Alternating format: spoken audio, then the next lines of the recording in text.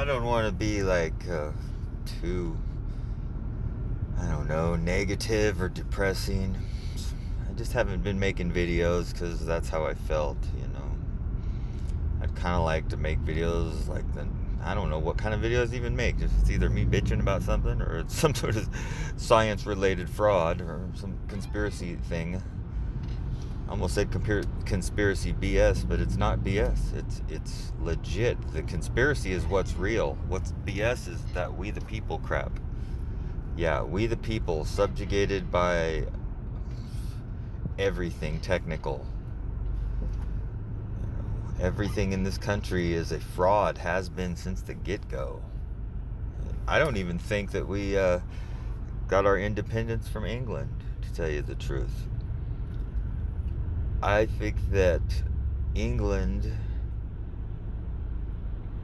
I mean, the English started, the America that we have now. Sure, they say that, other nations were there first, and there's evidence of this, going back before the Plymouth Rock and all that crap, and, the people supposedly, fleeing from tyranny in England, Roanoke Island and all that BS. Now, that is BS. That's one thing the Mudflood research is really, it's important for. You can't really wrap your head around the reality of the lies of history, of our science, of the G-lobe, of fake space, of NASA. Every one of their badges and every one of their missions is an occult name and an occult symbol. That's not by, it's not just a coincidence.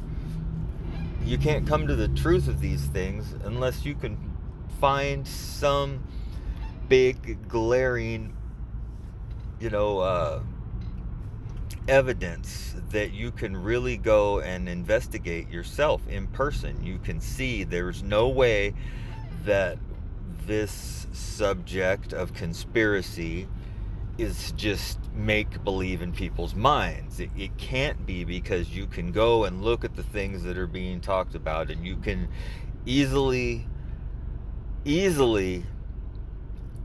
find out, and it's common knowledge what types of technologies were available for the most part, 100, 200 years plus back. And you could go anywhere in the last 500 years, and we're talking bricks out the wazoo everywhere. Giant stone structures. And there's even a deeper level of the conspiracy when it comes to the science. The bricks seem to be transmutating into granite and stone when they, really ought not, as far as, our understanding of molecules and how they change over time. They deteriorate and build up and decay and that sort of thing. It doesn't make sense of what we see in the evidence. But I'm digressing here. The mud flood and the Tartarian buildings and the monuments are essential. They're essential for anybody to really come to the conclusion that they can move forward with these other things, because science depends on your understanding of the science. So not everybody's understanding of it is the same, and that's not to say that people who don't grasp these science ideas as well, as readily or as easily, are dumb or anything. There's all kinds of intelligence, right? I mean, I've noticed that, long years ago. I mean, I have a certain kind of intelligence, but it's nuanced, and it's, that's the INTP thing. And I have friends that are ENFJs or ESFJs or, extroverts that are not nearly as technical minded as I am, but they get things that I just don't get, and that's their intelligence. And it's not better or worse, it's just different. People get kind of offended by the technical type of intelligence because it seems like, this highly, nuanced technical things that I have trouble even grasping. Some people feel that way, probably. But how is that any better, or make someone should have any superior feelings than me saying that, like, oh, when you go out into public places, or when you're in a group situation, you totally can interact with people and they understand you, and they see where you're coming from, and it's flawless and smooth. How the fuck does that happen? Because that don't happen for me. Okay, so who's better? I don't know. I'm way getting off subject here. The Mudflood, Tartaria, that is really important, because you can go out and you can go to these places. I've found some in the woods, up there off of the Toutle River in Castle Rock. There's the remains of a bridge that was made out of hewn giant chunks of stone, is what it looks like. And then down in the water, there's the remains of some of that bridge still. They're even bigger, massive chunks of rock and stone, and that was the bridge that was before the old one that's there now, and it's overgrown with bushes. Anyway, it's just, you can go out and find these things, and it's real. It's not something on the internet. It's not something that's made up. It's not a AI hoax. AI is not hoaxing, monumental structures and buildings and skyscrapers and Art Deco stuff and Greco-Roman god statues into reality, is it? Because that's some powerful AI. If it can literally, like like Star Trek transporter beam something right into existence right in front of you while you're watching, right? Oh wow, where'd that building come from? Oh, gee whiz, that's big. And that is a big building, and that's still kind of on the low-key scale. That's the dome of the Olympia Capitol here in Washington State. But, and it's a significant area. Just this whole area from Seattle down to Portland is, had to have been just tartared out.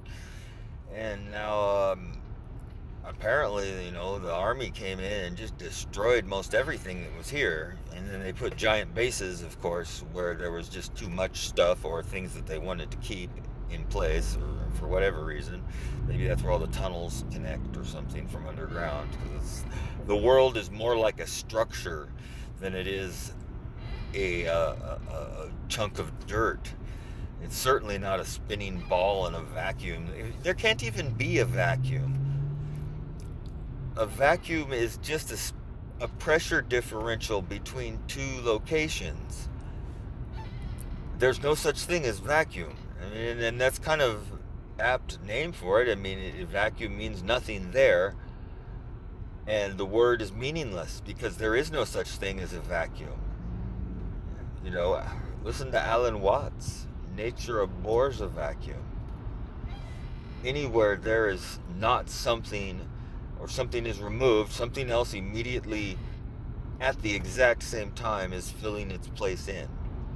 Move your hand from one place to another, and the air you displace is seamlessly replaced around your hand. I mean, you know what I mean? When you can go to these places, anyway, and you can see the buildings, and you can look at the monumental scale, the amount of detail, the time period in which it was built, the population at that time, the tools at their disposal, and the supposed state of progress in our nation at that time period. There wouldn't have been marble quarries with the finest materials coming out of them already in place when the Mormons got to Utah. Okay, that would not, they battled the Indians there, and then the first thing they did is set up them lime kilns, and then they found the finest granite and the finest sandstone and the finest marble, and they started just hewing giant slabs of it and then carting them off with their horses to go build those temples, because those are the first things they built, right? Get. That's ridiculous. Nobody should ever believe that. Thank you, John Levi.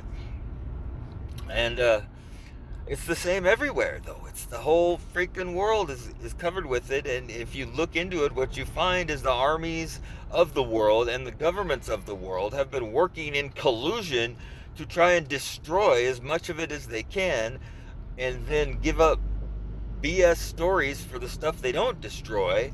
And most people buy it because they don't ever really think that hard about it. And I can't say that I would have ever either, had it not been for some circumstances. And it just in 2018, where I was just had a lot of time on my hands, and I was kind of stuck for a while with the internet and not a whole lot to do, and I got onto the Mudflood. And I'm like, wait, at first I was skeptical. I'm like, yeah, sure, right. How could we not build a brick building? That doesn't seem that hard. Well, it's not that we couldn't build a brick building.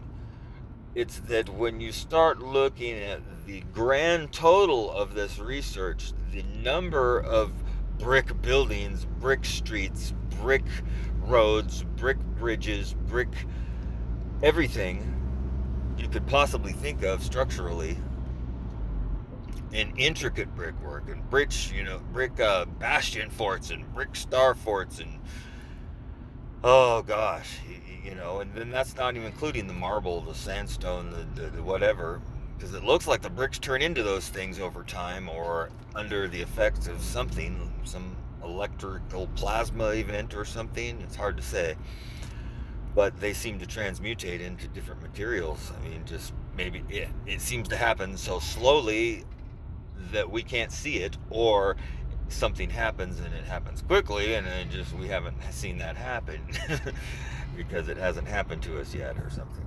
I'm not really sure. Whoa, am I zoomed in here? What the hell's going on? Yes, I am. What the hell am I doing? Anyway, that's right. I was getting the Capitol Dome.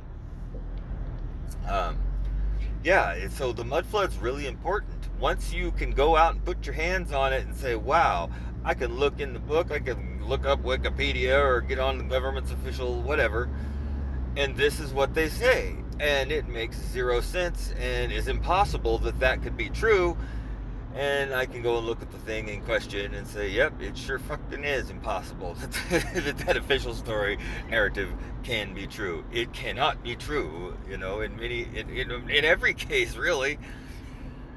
It's crazy, but it's true. It's quite true. I should get over a lane. Well, I guess we're doing okay here. It's where the 101 goes towards the coast.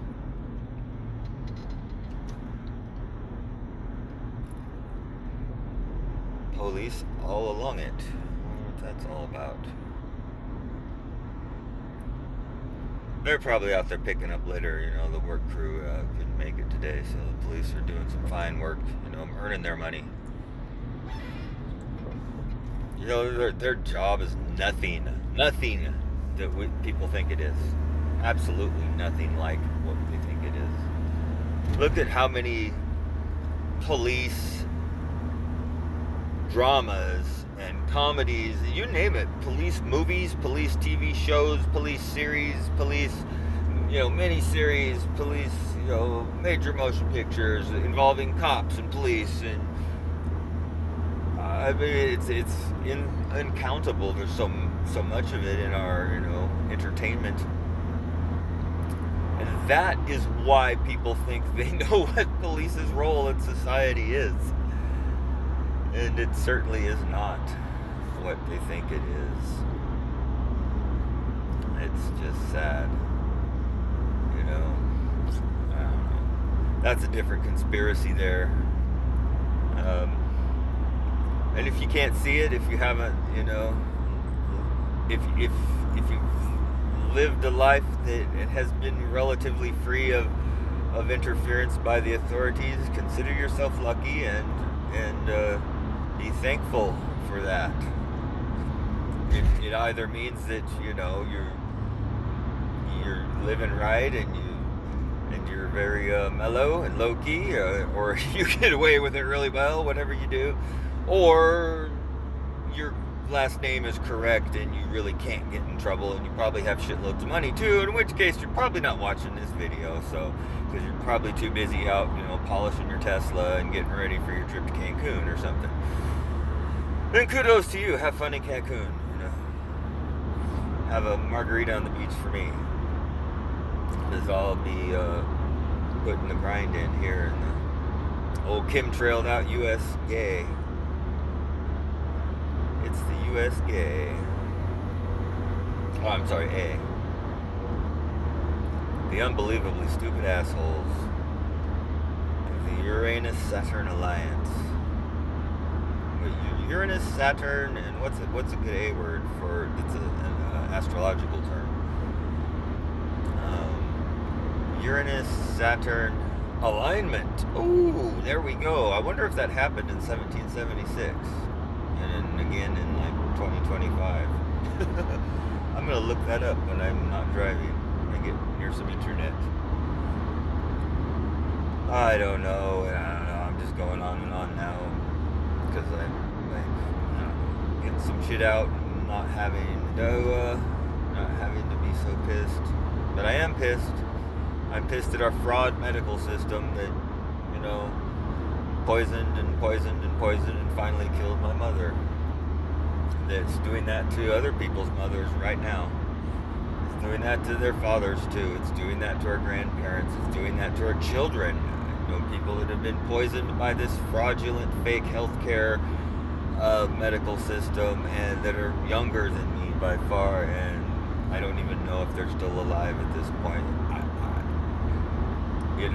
Their life has become such a mess with the medical industry, just cutting body parts off until, oh, we got to cut this off of you, we'll give you some hormone replacements, we got to cut this off of you, we'll reconnect your intestines in a different way here, and yeah, whatever. At some point you wish you were dead if you go to the medical system long enough. And everybody I know who has had and goes and gets checkups and does the things, gets their fluoride at their dentist and their checkups twice a year and all that. Everybody I know who's had that type of health coverage for a long time is really sick and really messed up, pretty much all of them, unless they're really young and they haven't gotten that messed up yet. I mean, it seems pretty self-evident that the model here is to poison everything, tell people that it's not poison, and it slowly accumulates. And so the children seem like they're okay and they don't see a problem. What's going on? These old people are messed up. What's wrong with them, right?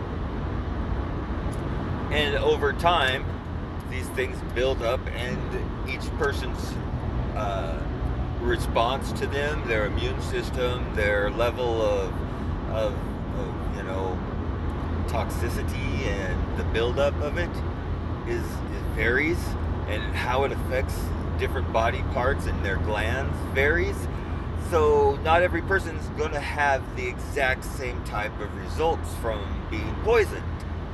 It's going to vary a lot from person to person. Everybody will get the same ones eventually if they live long enough, I guess, but it'll be a range of different problems. I mean, if I were to start going over the systemic ongoing health issues that I have that just don't go away, it's like 10 different things, I swear. And some of the worst of which are my toenails and my toes and all of my knuckles. Every knuckle I have is swollen. All of my